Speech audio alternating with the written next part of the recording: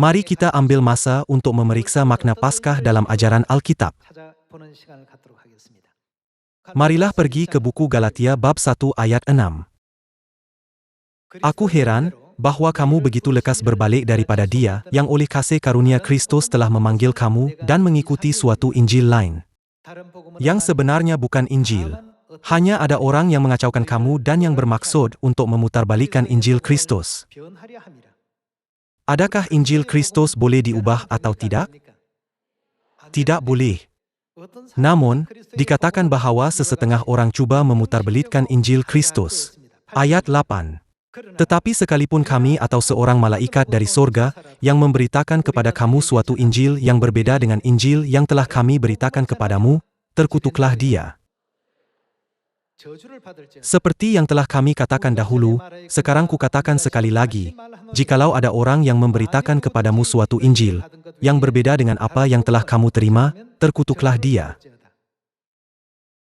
Injil yang Tuhan beritakan bertujuan untuk membawa berkat kepada kita. Tetapi apakah yang berlaku apabila kita menerima Injil yang berbeza dengan Injil yang Dia beritakan? Terkutuklah dia. Ia bermaksud bahwa hukuman neraka akan dijatuhkan kepada mereka. Kalau begitu, adakah firman ini diberikan untuk menimbulkan ketakutan terhadap konsep neraka yang tidak wujud?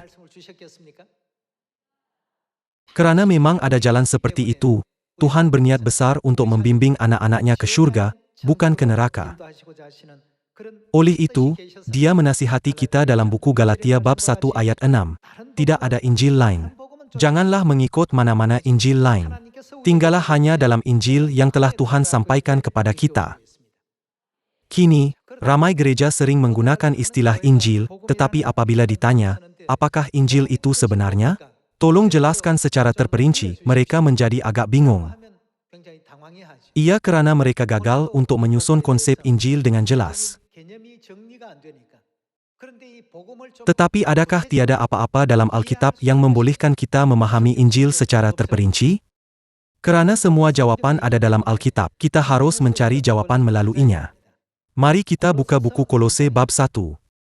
Dalam ayat 21, tertulis, juga kamu yang dahulu hidup jauh dari Tuhan dan yang memusuhinya dalam hati dan pikiran seperti yang nyata dari perbuatanmu yang jahat. Sekarang diperdamaikannya di dalam tubuh jasmani Kristus oleh kematiannya, untuk menempatkan kamu kudus dan tak bercela dan tak bercacat di hadapannya. Sebab itu kamu harus bertekun dalam iman, tetap teguh dan tidak bergoncang, dan jangan mau digeser dari pengharapan Injil, yang telah kamu dengar dan yang telah dikabarkan di seluruh alam di bawah langit, dan yang aku ini, Paulus, telah menjadi pelayannya.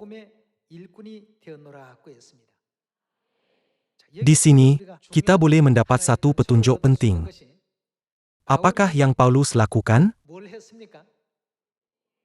Siapakah yang tekun memberitakan Yesus, Perjanjian Baru, Hari Sabat, Paskah dan kehendak Tuhan?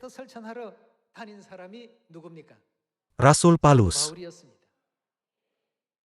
Namun, dia meringkaskan seluruh kehidupan penginjilannya sebagai kehidupan pelayan Injil.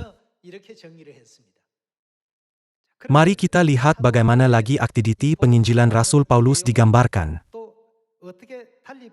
Buku 2 Korintus bab 3 ayat 6.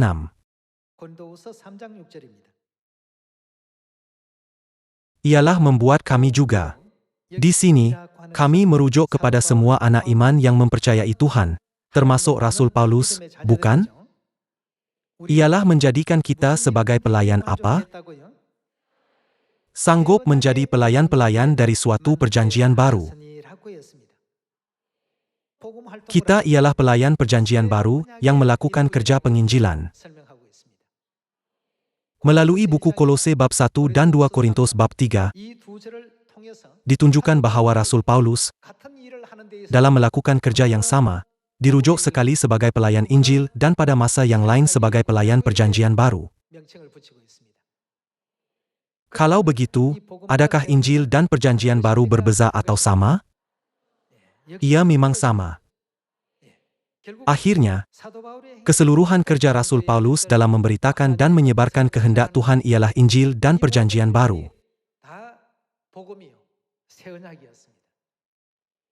Dia memberitakan perjanjian baru. Jadi, kita dapat mendefinisikan Injil sebagai perjanjian baru, bukan?